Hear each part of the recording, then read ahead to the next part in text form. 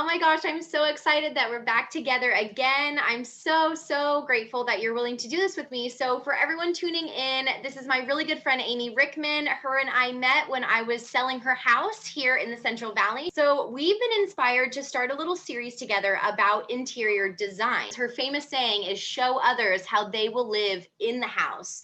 So I love that. I wrote a blog post about it. I posted about it on my social media.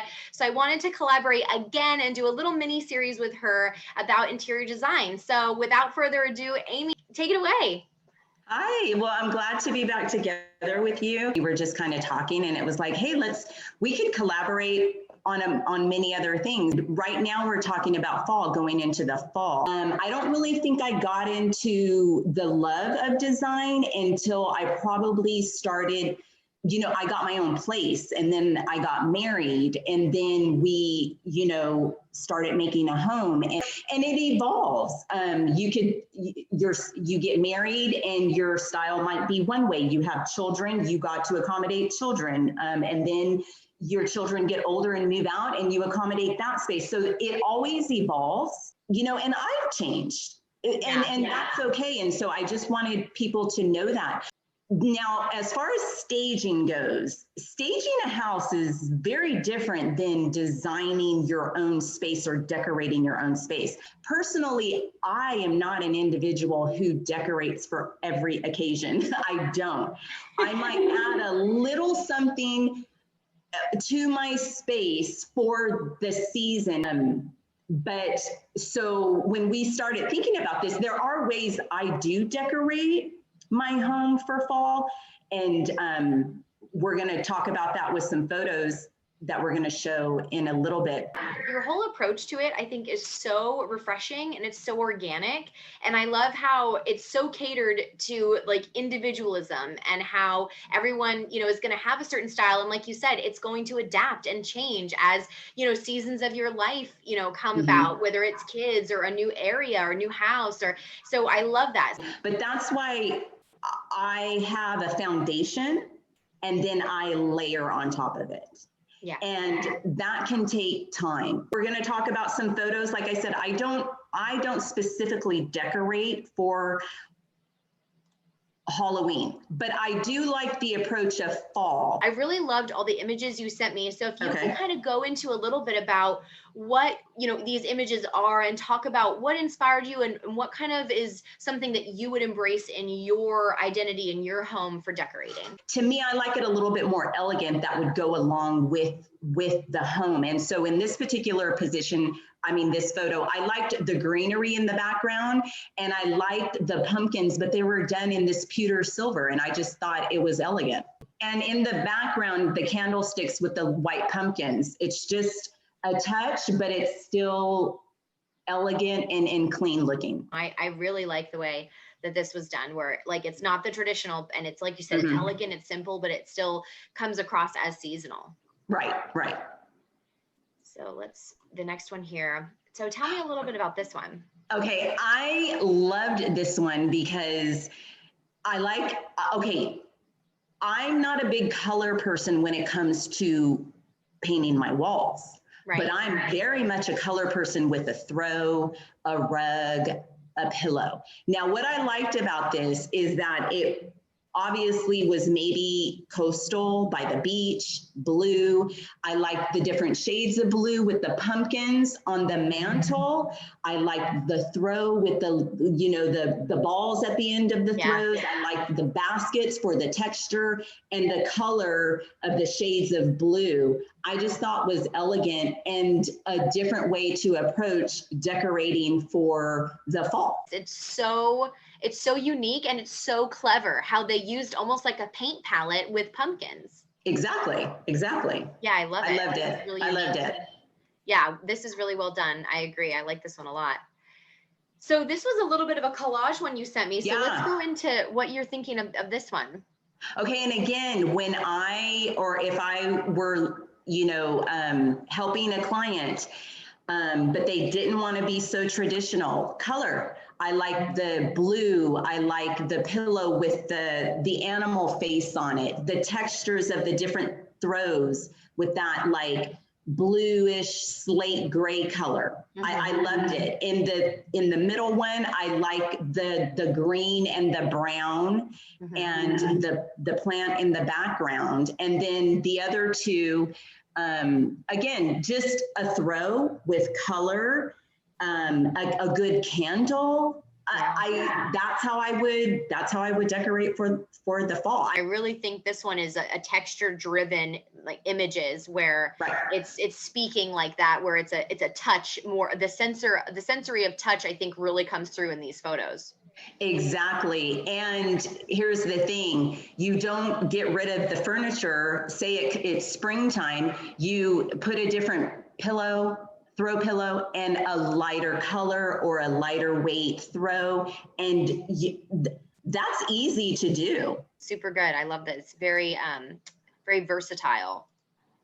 Okay, now I liked this because this is what I would maybe do on a coffee table or my dining room table, or if you have a big island, it's you know, on the side of your island or in the center of your island by your sink. And I just like the texture. I like the wood. I like the acorns, that velvet pumpkin, the pumpkin in the middle, and then the greenery on the side. It's still fall. You're still decorating, but it's just, like I said before, it's just elevated.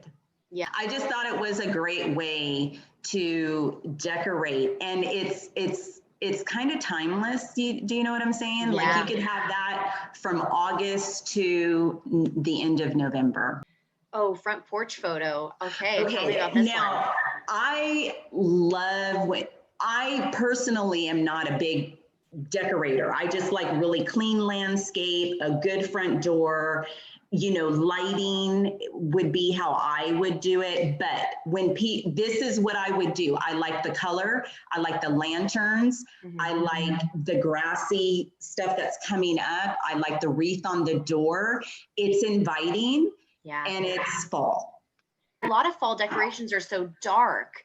And this one, it really ties in both the light and the dark because the door is black, but then you've got the greenery, the bright flower color, even the wreath has like really bright yellows, which bring about the color. And then the house, obviously, being that light brick and white help, you know, draw the eye away from the darkness. But this, I think, really brings in a lot of light to the fall vibe. I like the lanterns. I have 2 lanterns, and I love lanterns because you can put them, you know, in your living room. You can put them by the front door. You can put them on the inside of your front door. They're so versatile. And in this particular one, I liked the lanterns.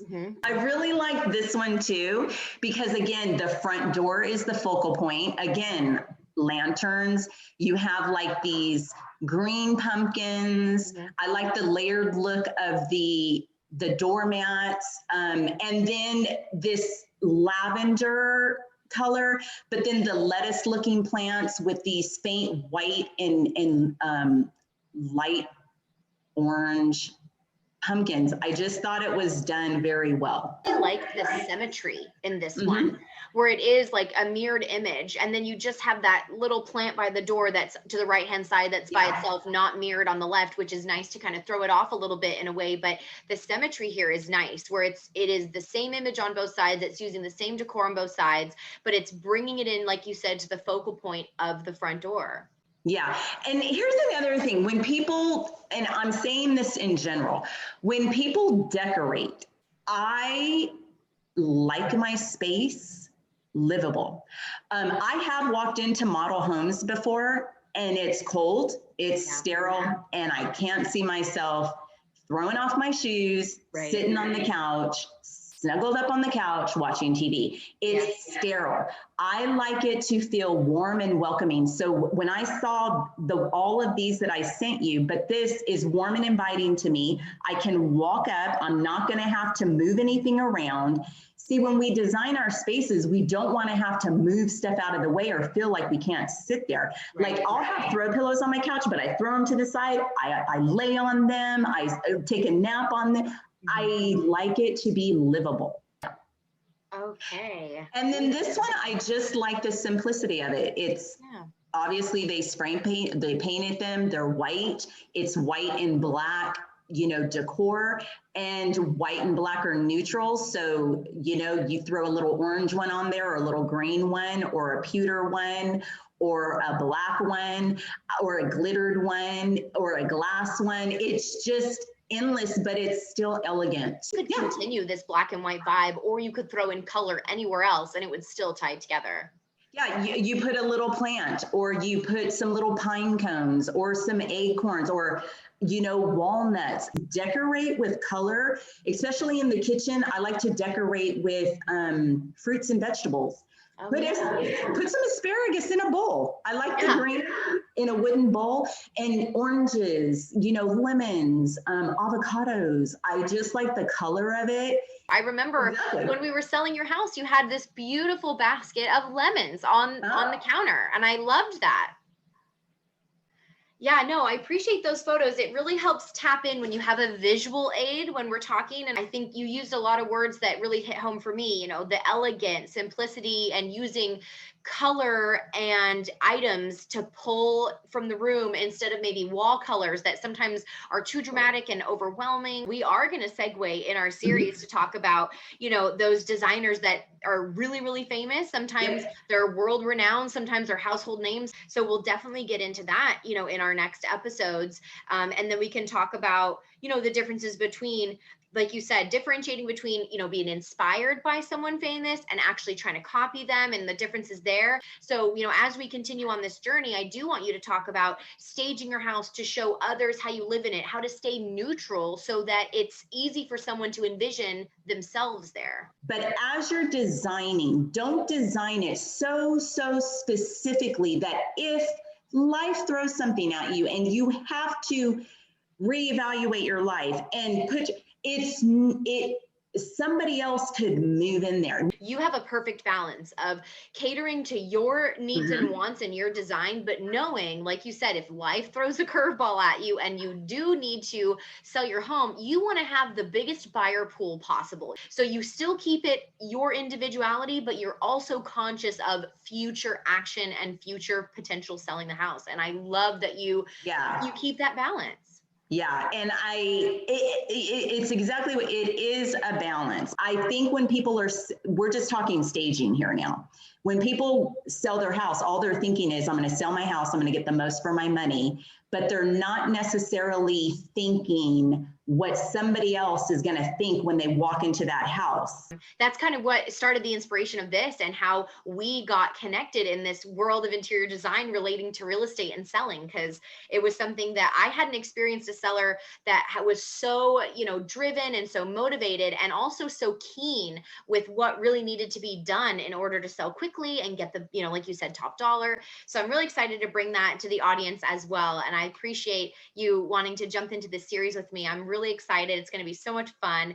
And I'm really glad we got to talk today a little bit about fall. We're really deep in fall now. We're solid in October. We're in that season. So I wanted to talk a little bit about that and share it with my viewers. And I'm really glad that we got to collaborate today.